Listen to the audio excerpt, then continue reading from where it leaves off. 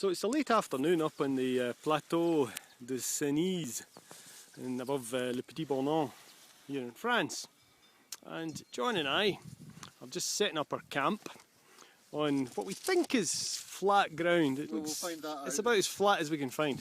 And tomorrow we're off up this one, which is Le Pic de Jallouvre. So we'll be up early and up over the grassy slopes here, and then onto the mountain. So John's on the courgettes. Yep. And Absolutely. Baked beans to follow. oh, excellent, splendid. An alpine delicacy, not very well known for. And the Barbie's sizzling away. And the tents are up.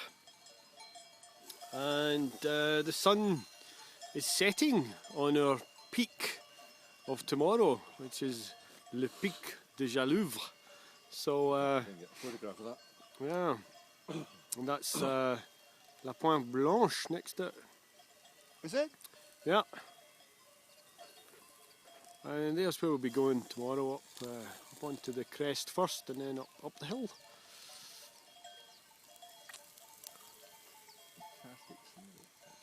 Yeah. The view down into the valley there.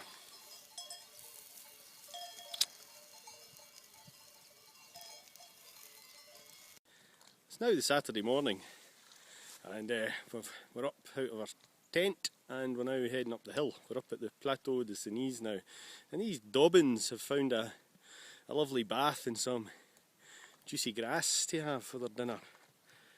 And there's the peak off in the background, which we shall be ascending forthwith. So we stroll up over the grass here, and we'll be there. Some there. Well, it does look a bit steep, but we'll see when we get closer. We've now climbed up from the col, the Plateau de Jallouvre, which is in the background there, and path is now going to lead us up into the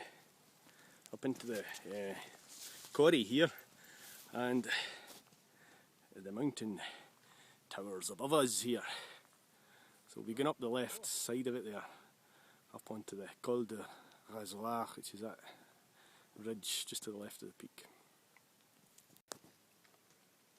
So this here's the wee col just at the foot of Le Pic. And we're just coming up the path now. So we're on the shanks of the mountain, a couple hundred metres to go. It's getting very sunny up there. We'll not see too much of it, but the peak's up there. Yeah, you got too much reflection. Yeah, it's now getting rather steep. We'll soon be onto the high ground. Yeah. So Geneva's back there in the haze. Indeed. And this is the col. We're now above most of the snow. That's the last wee bit of snow we're going to see, and the peak is just above us. I don't know how we. And we're going to have to. Yeah, I don't know how we get up it, John. We'll have to find out a bit closer. That's the col. This ridge here is the Col de Jallouvre. So we'll be there in a few minutes. See what it looks like on the other side.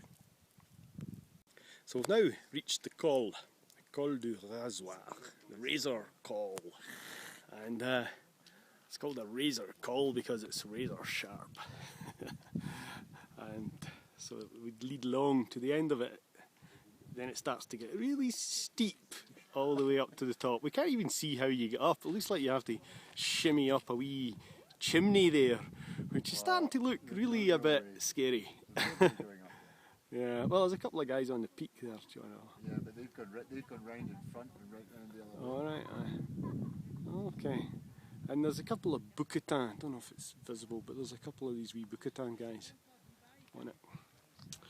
But the real bonus here is the view over the other side. This is La Chaine de Bargy, and various peaks along there. One of these is the La Tête Pelouse. And in the background you start to get the hills over the other side of Chamonix and Mont Blanc away in the background with that's Le Point Percé in front of it. La Pointe Percée. And up here is La Pointe Blanche, which I don't think we can get up from this side. It doesn't look particularly passable. And there we go. And back over there, that's Montjuicy away in the distance, and beyond that the lake. Here's a couple of goats showing us how it should be done. You just nonchalantly stroll along. It's much easier if you've got four legs, of course. Just having a look down to see his pals down there. There's a few more down below.